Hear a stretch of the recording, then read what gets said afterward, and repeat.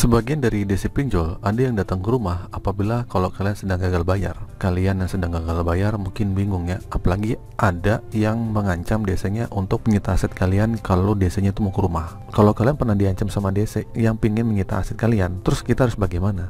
Simak video ini sampai habis. Gimana teman-teman kabarnya? Sehat selalu ya. Semoga kalian sehat selalu, rezekinya lancar, dan diberi kemudahan dalam segala urusannya. Sebagian DC pinjol ada yang datang ke rumah untuk menagih ya, terutama untuk pinjol-pinjol yang mengantongi izin dari OJK. Nah, si DC ini diberi waktu ya 90 hari untuk menagih kalian yang gagal bayar. Walaupun ada peraturan 90 hari nggak boleh lagi, tapi tetap ada yang menagih ya. Karena para pinjol ini boleh menggunakan jasa pihak ketiga untuk menagih. Video itu tentang masalah 10 hari saya udah pernah bahas ya di video sebelumnya. Kalian boleh lihat di video-video saya yang lainnya. Nah, meski demikian ya, DC pun sebelumnya tidak semata-mata langsung datang ke rumah saat kalian gagal bayar. Namun sebelum DC datang ke rumah biasanya tuh ada pendampingan dulu melalui telepon, memastikan kapan debitur melakukan bayaran, chat WA, dan sebagainya. Kebanyakan orang takut jika ada DC atau penagihan yang datang ke rumah. Sebenarnya itu nggak perlu takut ya, atau malu jika ada DC yang datang ke rumah. Tapi takut dan malu tuh hal yang wajar ya, karena kalian merasa diri kalian adalah suatu hal yang salah karena salah tidak membayar pinjaman online. Ketika tidak ada kemampuan untuk membayar, ketika kita tidak dapat kemampuan untuk membayar, kita dapat membicarakan dengan baik selama kita memiliki etikat yang baik. Selama DC yang datang bersikap tidak kasar, masih di dalam SOP, tidak di luar etika, penagihannya baik-baik aja, kita seharusnya pun menyambut dengan hal yang baik-baik juga dong, menyambut dengan baik, mempersilakan masuk.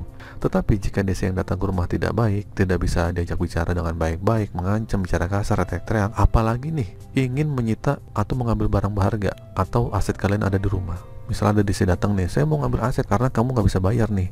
Kalau kayak gitu, sebaiknya kalian tuh lapor ke pemerintahan setempat, lapor atau RW, atau bilang aja teriakin maling lah.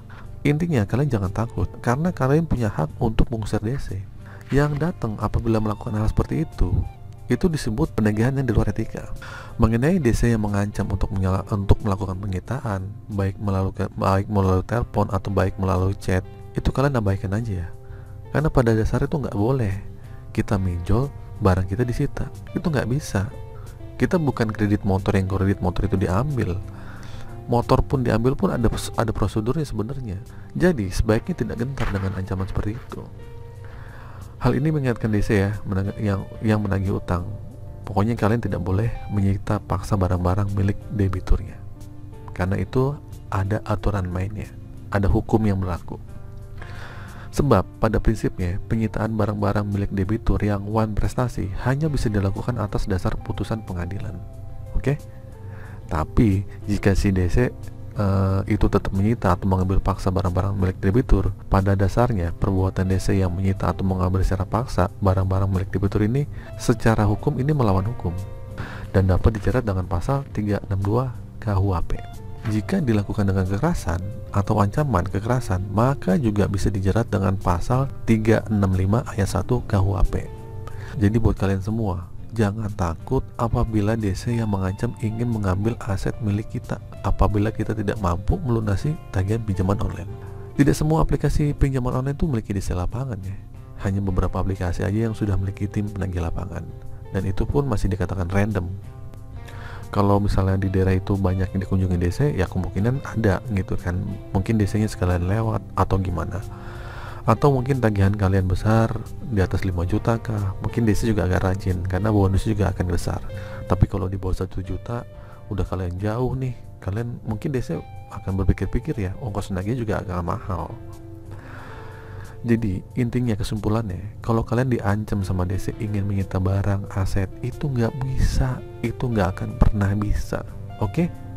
Karena kalian minjol itu nggak akan pernah bisa ada aset-aset yang kalian disita oleh si DC. Kalaupun ada, itu oknum DC, dan itu penjahat, dan itu boleh kita teriakin maling. Oke, itu saja teman-teman. Semoga video ini bermanfaat. Akhir kata, jangan lupa like, komen, dan subscribe. Assalamualaikum warahmatullahi wabarakatuh.